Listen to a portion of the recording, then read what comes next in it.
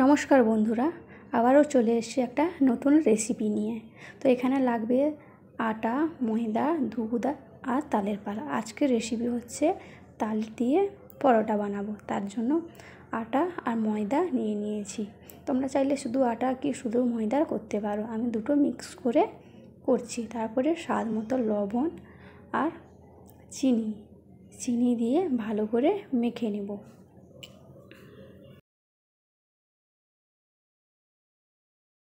তারপরে তালের পাল অল্প অল্প করে মেশাতে থাকবো। যারা চুপচাপ নীরবে দেখে যাও তারা সাবস্ক্রাইব করে দিয়ে পাশে থেকো, এইভাবে নিত্য নতুন ভিডিও, রান্নার ভিডিও পেতে। তো চলো, এরপরে আমার মাখানো হয়ে গেছে। এবার আমি দুধ দিয়ে দিব। দুধ আমার পরিমাণ মতন দিয়ে ভালো করে অফ ক্যামেরায় ভালো করে একটা ডো বানিয়ে নিব। তো চলো, সব কিছু করে নিয়ে তারপরে তোমাদের সামনে চলে এসেছি। আমার ডো বানানো হয়ে গেছে। এবার আমি 10 থেকে 15 মিনিট রেস্ট করতে দেব। তো চলো, রেস্ট করে নিয়েছে। এবার এসেছি আবার 15 মিনিটের পর।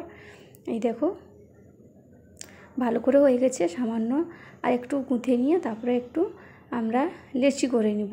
লেচি করে অফ ক্যামেরা লেচি করে আসছি। লেচি করা হয়ে গেছে। এবার অফ ক্যামেরা আমি বেলে নিব।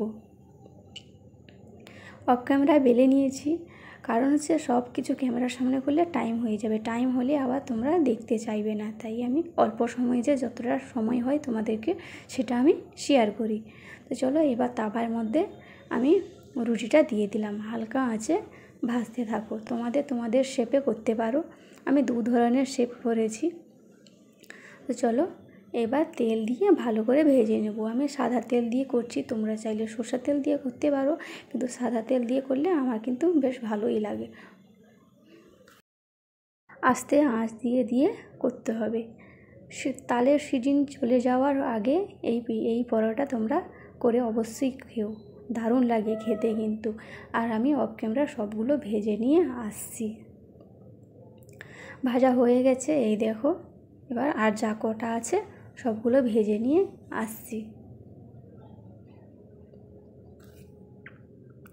হয়ে গেছে, সবগুলো কমপ্লিট হয়ে গেছে। আর কালারটা কিন্তু দারুণ এসছে।